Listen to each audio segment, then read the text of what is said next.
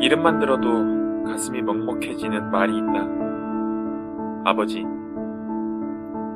우리들에게 아버지는 언제나 태산같이 거대하고 강한 존재인 동시에 우리들을 위해 당신의 인생을 바친 죄송스럽고 가슴 아픈 존재이다.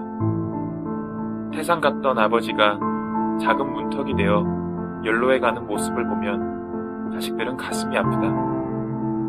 아버지에 대한 우리의 이런 정서는 분당 우리의 것만은 아니었나 보다. 두 딸을 위해 자신의 인생을 모두 바친 아버지의 한없는 사랑 이야기. 오늘 우리가 함께 걸을 책은 발자크의 고리오 영감이다. 고리오 영감. 딸들의 행복을 위해서라면 무엇이든지 다 해주는 아버지이다. 프랑스 대혁명 당시 노동자에서 신흥 부르주아로 신분을 세탁한 그는 결혼 후 7년 만에 죽은 아내에 대한 사랑을 두 딸에게 한없이 준다. 하지만 이 두 딸은 타락하고 배은망덕한 여자다. 아버지의 돈으로 신분과 계급을 산 그녀들이지만 자신들의 뒷바라지로 가난해진 아버지와 신분이 다르다는 이유로 집에도 못 들어오게 하는 페류나들이다. 의젠.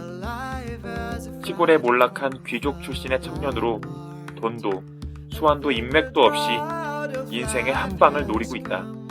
의제는 빨리 출세하고 명예를 얻기 위해 사교계에서 백작부인과 남작부인이 된 고려 영감의 두 딸에게 의식적으로 접근한다.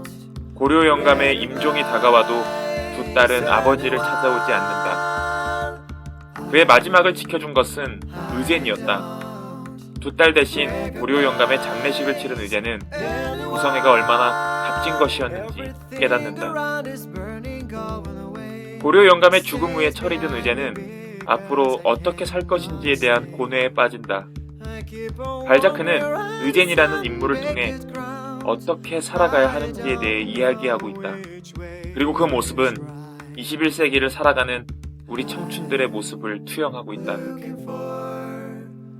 일명 88만원 세대들의 아픔과 고뇌, 성공과 출세를 위해 삶의 철학과 방식보다 결과만을 중시해야 하는 우리 청춘들에게서 의젠의 모습을 볼 수 있다.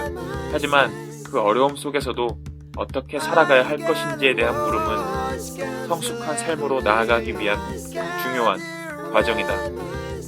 1799년 트루라는 지방에서 태어난 발자크는 20살이 되던 1819년부터 글쓰기에 몰입하였다.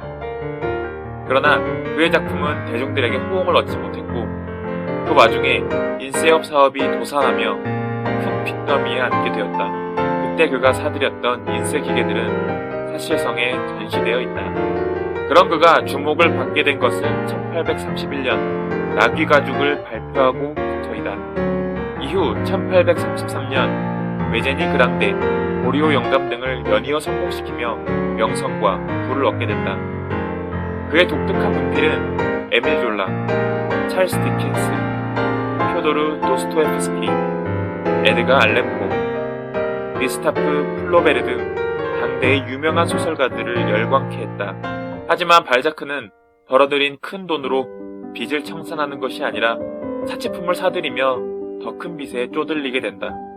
그는 그의 작품에서 세속적인 속물들을 고발하고 있지만 정작 본인이 소설 속의 그런 인물과 다를 바 없었다. 발자크는 51세가 되던 해 45세의 여자와 결혼을 한다. 왜 이렇게 나이가 많을까? 그가 이 여인을 18년이나 기다려 결혼했기 때문이다. 그녀의 이름은 한스카. 이 둘은 1832년 편지 한 통으로 연을 맺게 된다. 당시 한스카는 발자크가 내놓았던 나귀 가죽을 신랄하게 비판하는 내용의 편지를 발자크에게 보낸다. 한스카의 높은 지적 수준에 호기심이 생긴 발자크는 그녀를 찾기 위해 신문에 광고까지 내놓았다. 발자크는 그녀를 만난 후 사랑에 빠져 소설 세라피타 속에 등장시켜 그녀를 묘사할 정도로 그녀를 생각했다. 하지만 그녀는 우크라이나 귀족의 아내였고 둘은 이루어질 수 없는 사랑이었다. 그러다 한스카의 남편이 죽고 나서 결혼을 하려 했지만 재산 문제와 러시아 정부의 방해로 수년을 더 기다려야 했고 결국 1849년 오랜 기다림 끝에 둘은 부부의 연을 맺는다.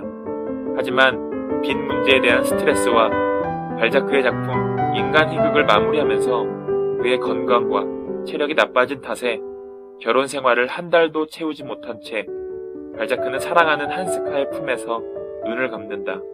발자크가 떠난 후 한스카는 그의 유작들을 선별하여 46편의 유작과 이미 출판된 91편의 글들을 집대성한다.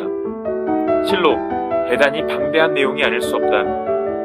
그의 작품은 그 당시 프랑스의 사회상과 풍속은 물론 도시와 시골의 생활, 예술, 문학, 정치, 상업, 금융 등 무엇 하나 소홀하게 묘사된 것이 없다.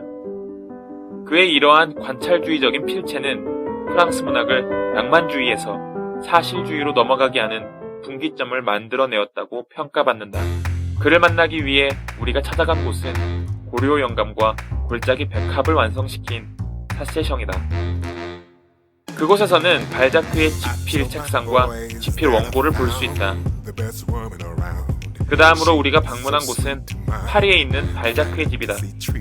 소박한 외양의 이 집은 1840년 한스카의 돈으로 구입한 집이며 발자크가 한스카와 함께 생의 마지막 한 달을 보낸 집이다.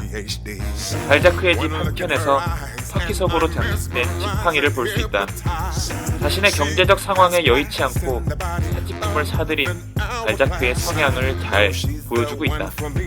사실주의 흐름의 시작점을 만든 발자크의 집에서 사실주의 화가인 오노레, 도미에의 고리오 영감을 볼 수 있다는 사실이 아주 흥미롭다. 그림 속에서 자신은 돌보지 않고 두 딸을 향한 지극한 사랑을 보여준 남루한 고려 영감의 모습을 볼 수 있다. 자신이 가지지 못했던 풍족함 때문에 그는 더 자신을 치장하고 꾸미는 사치품에 열을 올렸는지도 모르겠다. 그는 자신에게 아무것도 물려줄 수 없었던 아버지를 원망했을 수도 있다. 하지만 고려 영감을 통해 우리는 그가 아버지에 대한 무언가 가슴속 절절한 그리움이 있지 않았을까 생각해본다. 아버지라는 단어 속에 묻어있는 인생의 무게는 세계 어디에서든 비슷한 것 같다.